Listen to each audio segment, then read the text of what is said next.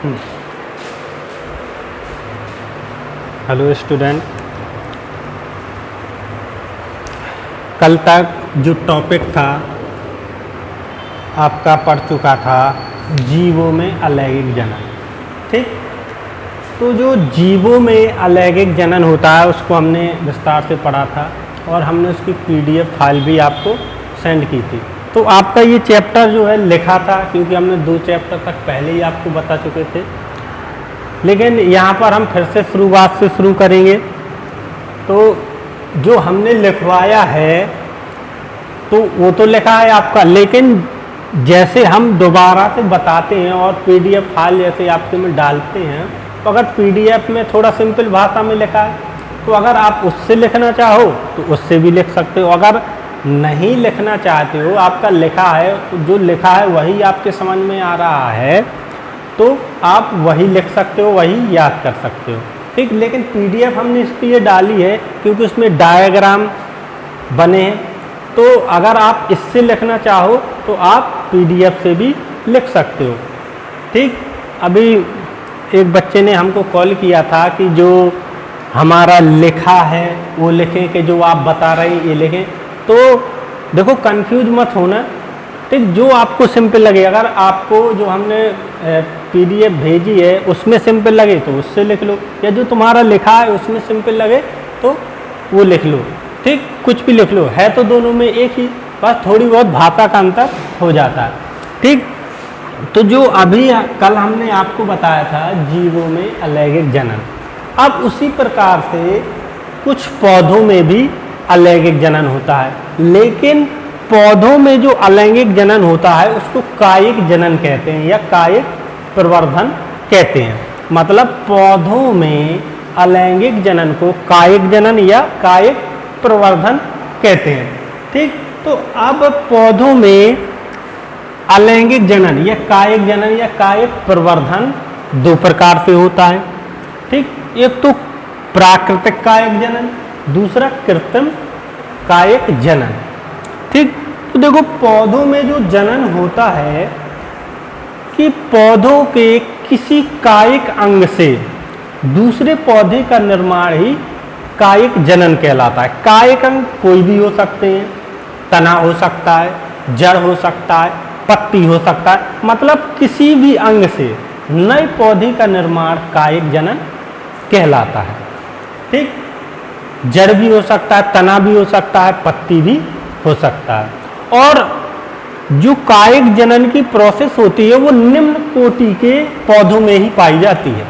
ठीक, निम्न कोटि के पौधे क्या होते हैं? जो पौधे छोटे होते हैं।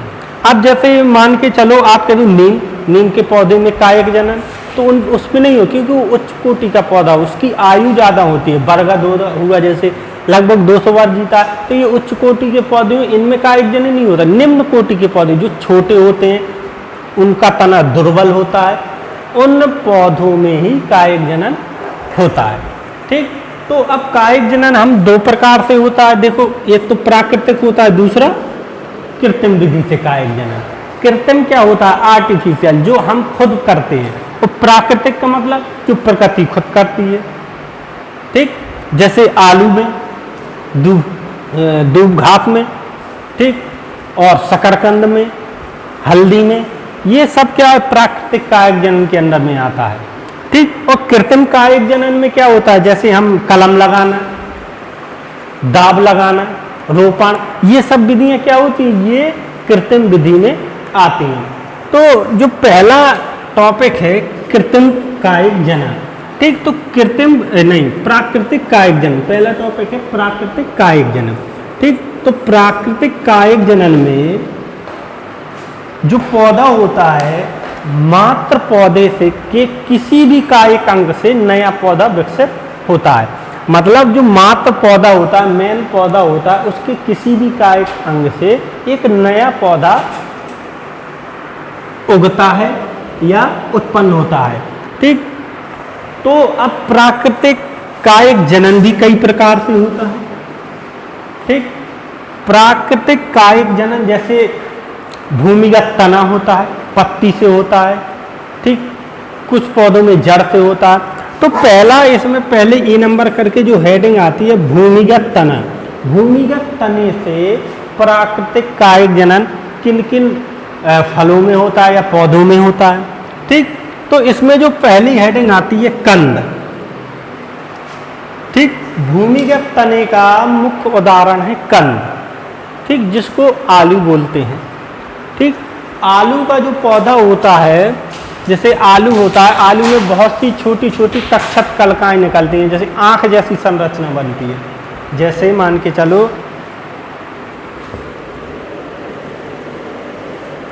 आलू, इसमें बीच बीच में आपने देखा होगा आंख जैसी संरचनाएं पाई जाती हैं।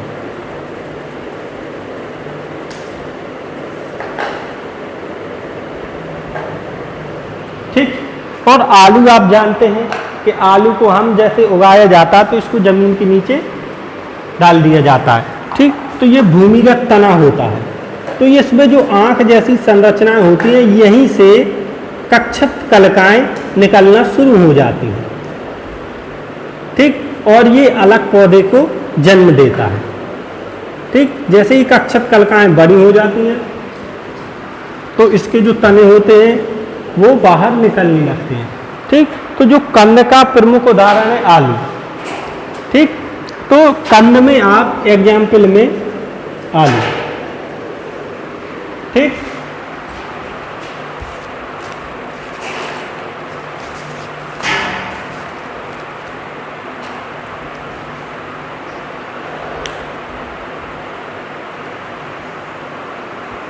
ठीक, अब दूसरा जो आपकी हेडिंग है प्रकंद। ठीक, तो प्रकंद के जो एग्जाम्पल होते हैं जैसे हल्दी, अदरक। तो जो प्रकंद के जो एग्जाम्पल हैं हल्दी और अदरक, तो ये हल्दी और अदरक भूमि में क्षैतिज पड़े रहते हैं, क्षैतिज दिशा में ऊर्ध्व वृद्धि करते हैं। ठीक, तो जो जैसे इसका चित्र बनाएंगे, अदरक ऐसा होता है, तो ये क्षैतिज दिशा में ही वृद्धि करता है। ऐसे क्षैतिज दिशा में वृद्धि करता है और इसके किसी भी भाग से कुछ कक्षत कलिकाएं निकलती हैं और यहाँ से नए पौधे का निर्माण होता है कक्षत कलिकाओं से। ठीक, तो जो दूसरी हेडिंग है प्रकंद, इसके मुख्य उदाहरण होते हैं हल्दी और अदरक। आपने देखा होगा कि जो हल्दी होता है और अदरक होते हैं, ये जमीन में क्षैतिज दिशा में पड़े पड़े ही वृद्धि करते रहते हैं, क्षैतिज दिशा में पड़े पड़े ही वृद्धि करते रहते हैं और लंबाई में इनकी वृद्धि होती जाती है। और जो कक्षत कलिकाएं होती हैं ऊर्ध्व वृद्धि करती हैं, कलिकाएं ऊपर की ओर ऊर्ध्व वृद्धि करती हैं। ठीक,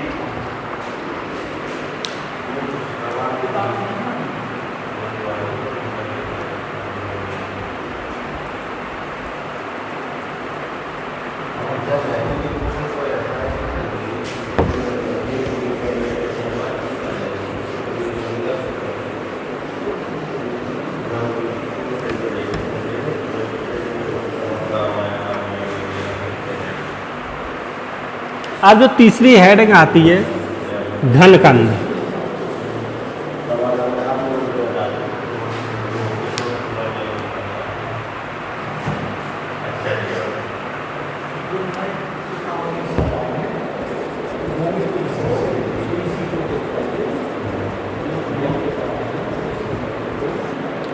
ठीक, जो घनकंद होता है वो भूमि के अंदर ऊर्ध्व वृद्धि करता है और इसकी कक्षत कलिकाओं से कलिकाएं निकलने लगती हैं। ठीक, सेम प्रकंद की भांति। ठीक, ये भी जमीन में ऊर्ध्व वृद्धि करता है और शाखाएं ऊपर की ओर ऊर्ध्व निकलती हैं।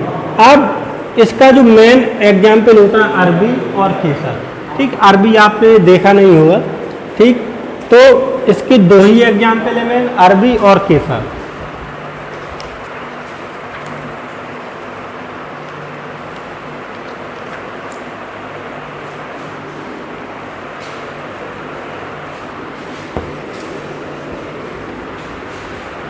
चौथा एग्जाम्पल आपका सल्ककंद। यानी भूमिगत तने का चौथा हेडिंग है सल्ककंद।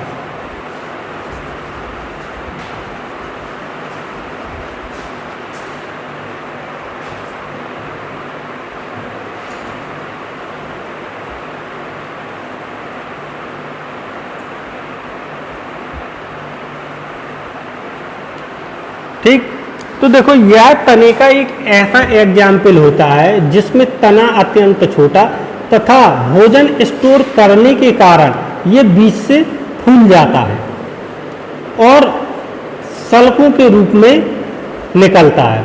ठीक, तो आप तो जानते ही हो सल के रूप में कौन सा पौधा निकलता है, कौन सा फल निकलता है, जैसे प्याज, ठीक, लहसुन। ठीक, ये सब सल्ककंद के उदाहरण है। अब सल्क का मतलब होता है कई परतों में रहना। ठीक, तो प्याज के अंदर कई परतें होती हैं। ठीक, ऐसे ही लहसुन के अंदर भी कई परतें होती हैं। और जो इसका मेन तना होता है तो भोजन स्टोर या स्टार्च के स्टोर होने के कारण बीज से फूल जाता है और इसके ऊपरी भाग से कक्षत कलिकाएं निकलना स्टार्ट हो जाती हैं। ठीक, तो चौथा एग्जाम्पल, चौथे सल्ककंद के दो ही मेन एग्जाम्पल है, एक तो प्याज और दूसरा लहसुन। ये भूमिगत तने का महत्वपूर्ण एग्जाम्पल होता है, जैसे सल्ककंद में प्याज और लहसुन। ठीक, अब हम बात करेंगे ऊपरी भूमि तने से निकलने वाले पौधे। ऊपरी भूमि तना क्या होता है, या जैसे ऊपरी भूमि कह दो या अर्धवायवीय कह दो, ठीक, एक ही बात होती है। देखो आधा जमीन के अंदर रहना और आधा जमीन के ऊपर रहना, मतलब कुछ भाग उसका जमीन के नीचे रहना और कुछ भाग ऊपर रहना, मतलब जमीन से रेंगते हुए चलना। इसके भी आपने काफ़ी उदाहरण देखे होंगे खेतों में, आस पड़ोस में। ठीक, जैसे दूब घास जो होती है, दूब घास, तो इसके बीच बीच में जॉइंट्स होते हैं, तो कक्षत कलिकाएं ऊपर की ओर निकलती हैं और जड़ें नीचे की ओर रहती हैं और ये भूमि में रेंगता हुआ चलता है। ठीक, तो नेक्स्ट हेडिंग है, बी नंबर करके डालेंगे हम।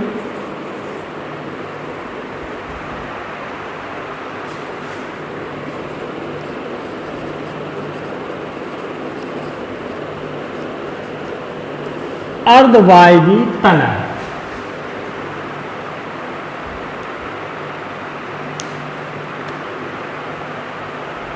ठीक, तो हमने पहले ही बता दिया था इस प्रकार के पौधे जमीन को छूते हुए चलते हैं तथा इनकी पर्व संधियों में जॉइंट, पर्व संधियों से जड़ें नीचे की ओर जाती हैं और पत्तियां और शाखाएं ऊपर की ओर वृद्धि करती हैं और ये जमीन से जुड़े हुए फैलते जाते हैं, चले जाते हैं।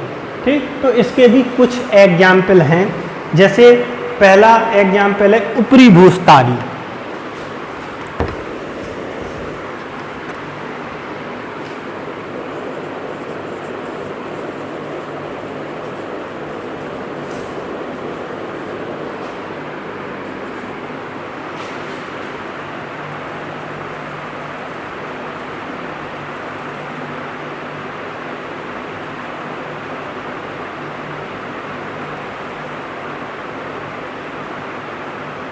ठीक, तो ऊपरी भूस्तारी में क्या होता है, या जो इसके एग्जाम्पल हैं, इस प्रकार के पौधों में इनका तना क्या होता है, विसर्पी होता है, मतलब जमीन में खिसकता हुआ चलता है। ठीक, और जड़ें क्या होती हैं, नीचे की ओर जाती हैं, तना ऊपर की ओर, मतलब जड़ें नीचे की ओर जाती हैं, तना ऊपर की ओर जाता है। ठीक, इसका एग्जाम्पल है दूब घास। दूब घास का आपने पौधा देखा होगा, तो बीच बीच में जो पर्व संधियां होती हैं उनसे ऊपर की ओर शाखाएं निकलती हैं तथा नीचे की ओर जड़ें निकलती हैं। ठीक, और जमीन से लगा हुआ, चिपका हुआ चलता है। ठीक, चलता नहीं मतलब वृद्धि करता है।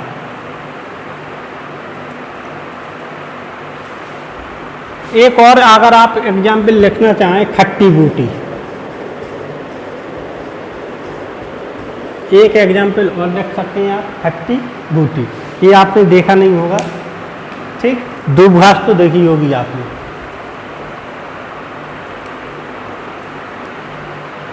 अब इसका दूसरी हेडिंग है भूसतारी।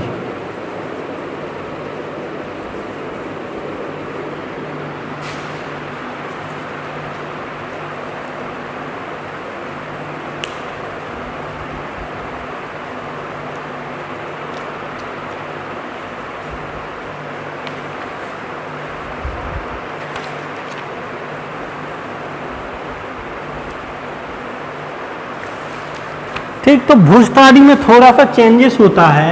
इसमें क्या होता है, जब पौधा जो विकसित होता है वो बीज से टूट जाता है, बीज से क्या होता है, टूट जाता है।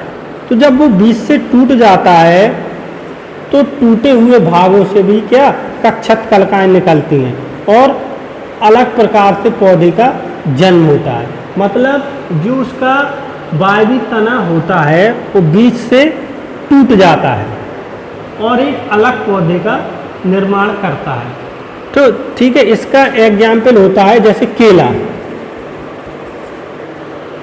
केले की जो जड़ें होती हैं, पहले एक केला होता है पूरा, ठीक, जैसे ही जड़ें क्या होती हैं, फैलती जाती हैं तो वो कट जाती हैं, जिससे अलग हो जाती हैं और दूसरे पौधे का निर्माण हो जाता है।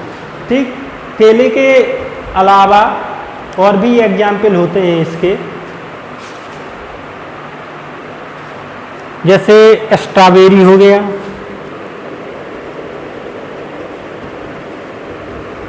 ठीक, स्ट्रॉबेरी का फल होता है, वही स्ट्रॉबेरी।